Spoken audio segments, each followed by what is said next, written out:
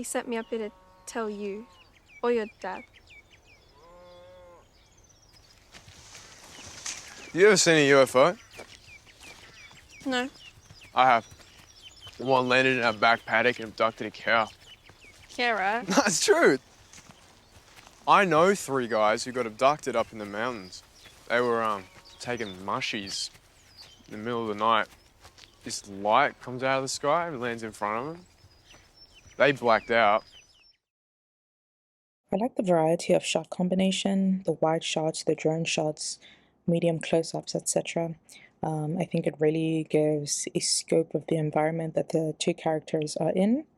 The reason that this is important is because it's clear that these characters live in a very open space, so there's usually a lot of wandering and discovering going on, which is what happens to them and the things that they discover later on. Which makes it very realistic, like it was a natural sort of progression, because this is what usually would happen with people. The twist at the end is quite surprising because the girl seems at minimum curious, but not odd.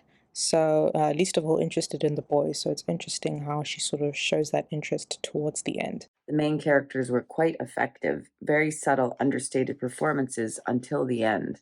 I enjoyed the sci-fi essence of the writing, and the creepy music worked really well for this genre. Cool camera work, notably the close-ups of the cow and the drone sequence at the end.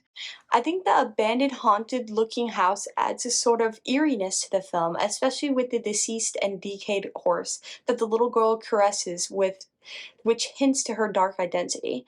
The color correction is good. Certain parts of the house are lit up by the light through the windows that make it feel natural. It was shot in a good time of day, so the ISO doesn't have to be too high. I think the acting for both the kids is good. The boy is the picture of innocence, and the girl's almost melancholic, but together you see these two curious kids, and never that prey and predators sort of situation. I also thought that them using kids was a really, really, really great idea.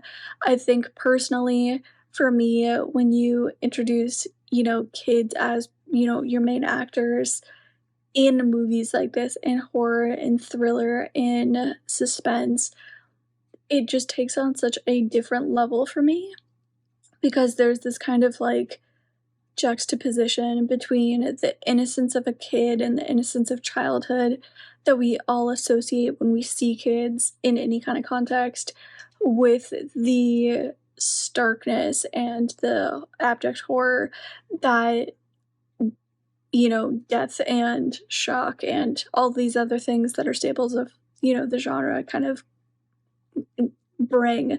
And just the collision of those two things I think makes for really, really intriguing, really compelling, really, really kind of stakes raised emotions. And so I think that they did a really, really fantastic job because they, like I said, they defied the kind of standard by the entire thing taking place middle of the day, very bright. You can like hear birds chirping in the background, sunny. But you have this very, very dark, very, very creepy stuff kind of going on, but without like a really clear cut moment to be truly horrified about until you're getting closer to the end and then at the very end. Edgar Allan Poe says that a short story should have one overall emotional effect, and this definitely does that. It kind of like makes a statement and answers it. It's like, can this young girl take this young man's heart?